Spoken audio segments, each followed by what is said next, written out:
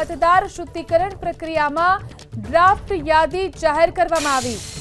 મતદાર શુદ્ધિકરણ પ્રક્રિયામાં ડ્રાફ્ટ યાદી જાહેર કરવામાં આવી। તો મતદાર શુદ્ધિકરણની જે પ્રક્રિયા ચાલી રહી છે તેમાં ડ્રાફ્ટ યાદી જાહેર કરવામાં આવી છે। તો જે પ્રક્રિયા અત્યારે મતદાર શુદ્ધિકરણની ચાલી રહી છે, આ પ્રક્રિયામાં ડ્રાફ્ટ યાદી જાહેર કરાઈ છે। રાજકીય પક્ષો સાથે બેઠક બાદ ચૂંટણી પંચે યાદી જાહેર કરી છે। તો મતદાર શુદ્ધિકરણ પ્રક્રિયામાં ડ્રાફ્ટ યાદી જાહેર કરવામાં આવી। આ માટે ચૂંટણી પંચ સાથે બેઠક કરવામાં આવી હતી। રાજકીય પક્ષો સાથે બેઠક બાદ ચૂંટણી પંચે આ યાદી જાહેર કરી છે। મતદાર શુદ્ધિકરણ પ્રક્રિયામાં ડ્રાફ્ટ યાદી જાહેર કરવામાં આવી। રાજકીય પક્ષો સાથે બેઠક કરી હતી ચૂંટણી પંચે અને ત્યારબાદ યાદી જાહેર કરાઈ।